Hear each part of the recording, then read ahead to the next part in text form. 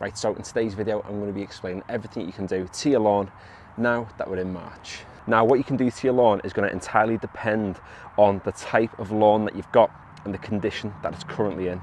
So you can see this is the lawn that I've been doing a lot of treatments on over the past few weeks, and you can see that it's looking really green. There's a nice consistent colour all the way across, and also the lawn is nice and thick as well. And it's in a phase of, actively growing at the minute too. And the main reason behind that is, if you've been around on this channel for the past few weeks, you'll know that this lawn has had a couple of applications of liquid seaweed, which is great for, the nutrients in the soil. It's had an application of liquid iron to kill off any moss and to green up the lawn. And also last week I got on with a spring-summer fertiliser mix, which, was a little bit early towards, the late part of Feb. But the conditions were quite mild, and this lawn was definitely in need of it, because you can see now the lawn is looking pretty decent. So because this lawn has had all those treatments ready, it's had the seaweed, it's had the iron, it's had some fertiliser down, it's not going to need another feed until we get to, probably the back end of this month, when we start thinking about the actual renovation project that we're going to do with this lawn. So for the next 3-4 weeks on this lawn, all the way through March, it's all about regular cutting. Now that doesn't necessarily mean just once a week, it just means whenever the lawn needs a cut. So at the moment it will be once a week, but as we get sort of later into the month and the temperatures start to increase, because this has had an application of the fertiliser, the nitrogen in that is going to give it that boost of growth. It might need a cut a couple of times a week, but the lawn's going to tell me that by exactly how much it is actually grown. Something else you'd sort of think about in March as well, if you've already put treatments down on your lawn like I have, is getting on and actually scarifying your lawn. However, that'll depend on where we are in the month. So currently, if I was to do that now, the soil's quite moist, and all I'd do by scarifying the lawn is I'd churn up a lot of the soil. I'd leave it in a really awful state, and then the lawn's going to struggle to recover them.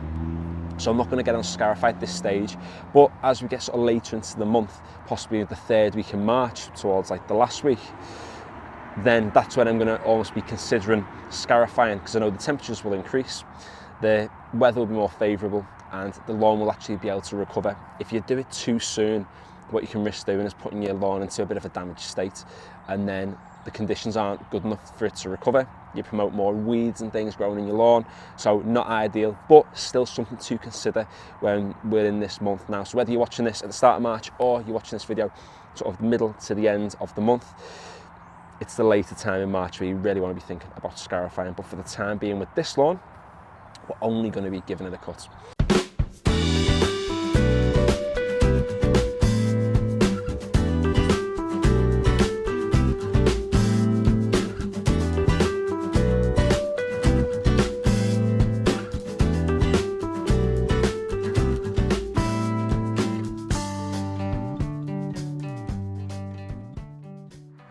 Now, if we have a look at this lawn too, this lawn has had the same exact applications as what the front lawn has done. So you can see it's looking, in a pretty decent condition at the moment. There's a consistent colour going all the way across.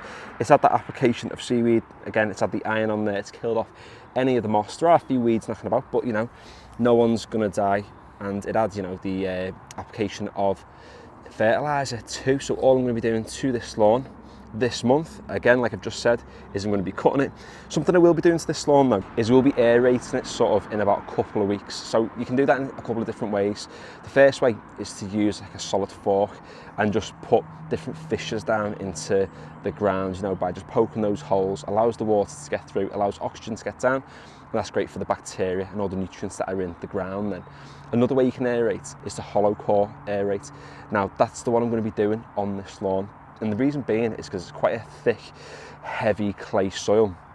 And when it gets to those summer months, it does not struggle to cope. And with the hose hardly being able to be dragged this far out from the back garden, it means that it's difficult to water, and then those droughts put a lot of stress on the grass. So what I'm going to do is I'm going to aerate. Usually you'd want to be filling with quite a sandy mix, but because I don't really go along this lawn a whole lot, I've not entirely decided what I'm going to top dress with yet. I might just top dress with compost, and that way I'm adding nutrients down into the soil layer. But like I said, it's something you want to be doing in March, but not exactly something you're going to be doing day one. There will be a video on my channel when I actually finally do that in about 2 or 3 weeks' time.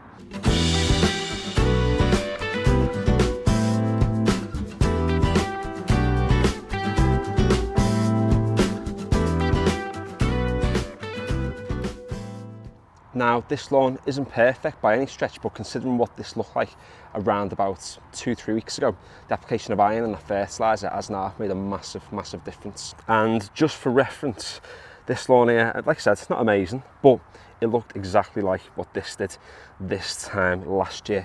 It was really overgrown, it was just full of weeds and everything. Now this year, I'm going to be doing something with this space. I'm going to be filling in this little trough. There used to be like a little hedge thing here, you can see the remnants of it there, but it's died a death, unfortunately. But what we're going to do is we're going to fill this in with soil, and we're going to extend this lawn going all the way across, and we'll renovate the entire space. Up here you can see it's got all different bits knocking about. It's got this fella who's just there having a little lean. So we're actually going to do the entire thing and have it running all the way. So hopefully we get some nice long lawn stripes going from there all the way to there. And yeah, without that little rogue can of Coke cherry. Look at that. You know, must have been a yob that. Who's lashed that? Now this is the next lawn we're going to be actually doing a treatment on today. So the other two lawns, all we've done so far is we've cut them because they've had liquid seaweed, liquid iron, and they've been fertilised too, whereas this one hasn't really had a treatment for the past 3 years or so. And you can just see, if you just get down to the grass layer here, you can see the grass is quite thin. Obviously a lot of the nutrients have been sapped out of it. There's a lot of thatch, you can feel it's really, really spongy. You've got the odd weed, but also throughout this lawn there's quite a bit of moss that's intertwined with the grass blades, particularly down here near the front. You can see all the different moss that's there. Now, if this is the sort of condition that your lawn's in, the first thing you want to really be considering is getting on with some liquid iron, because what that iron's going to do is going to kill the moss, it's going to turn it black, and within a week or two you can get on and you can rake it off. So I'm going to get on today with some liquid iron, but I'm also going to put some liquid seaweed down as well, because it's not had a lot of treatments for a number of years now. The actual want to improve the nutrient content of the soil and actually give the plants something to feed on and to improve that bacteria down in the soil there. So putting some liquid seaweed down too with the iron is going to go a long way as to improving that. So we'll put that down today. And then this is a lawn where you think it's a little bit of a way back compared to the lawn at the front. So eventually we are going to get on with this one as well with a spring fertiliser, but that might be a little bit later this month.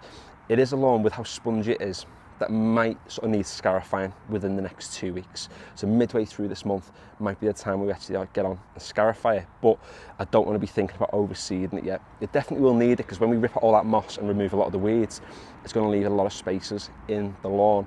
But we want to be waiting to overseed until we get to April. So if we can consider sort of scarifying this in the 2nd, 3rd or 4th week of this month, let the soil breathe, let the current grass that's currently there actually come through and thrive, and then we'll see what spaces we actually need to repair then.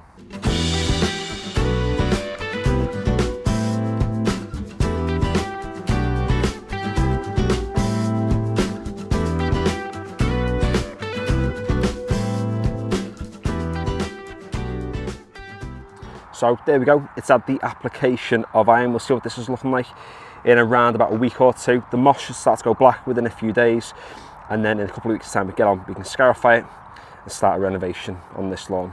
And the last kind of lawn that you might actually have is something like this, or even this small lawn up at the top. Now this lawn up here and the lawn at the bottom, because they spend most of the day in the shade, or they have been doing for a while now, they've just thinned out, they've been completely waterlogged, and to be honest, they've been left in this sort of like rough state. The last thing you want to be doing with these sorts of lawns is getting on and scarifying them, because all you're going to do is actually, rip up all that soil, damage the grass more than what it currently is, and it's not going to, be any good for your actual lawn.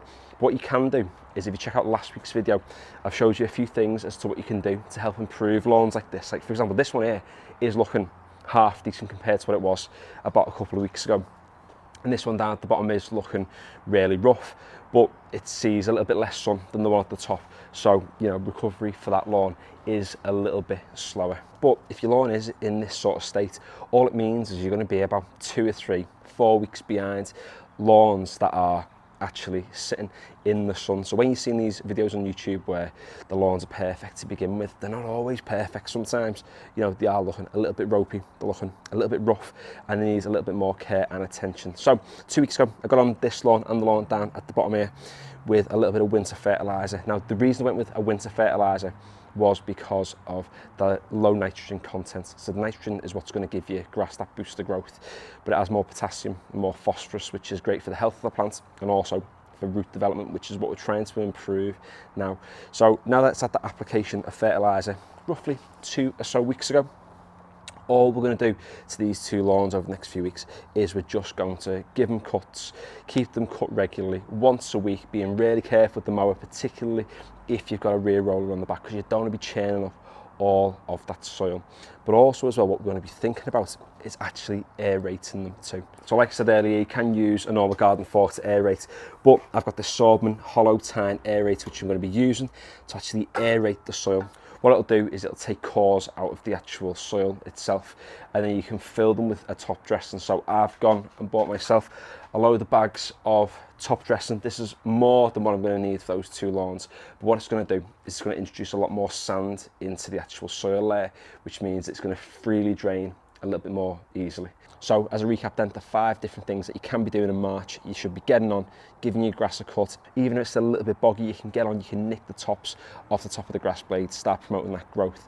You can scarify again later in the month, and the same thing as well with aeration, but you want to be thinking about fertilising, getting on with things like liquid iron, liquid seaweed, feeding the lawn, as it's now going to be waking up as we get later into March, and eventually we get to April and the grass will be absolutely thriving. So thanks for watching today's video. If you found it useful, feel free to give it a like, and if you'd like to check out any of my other lawn care content, head over to my channel, and if you like what you see, feel free to subscribe.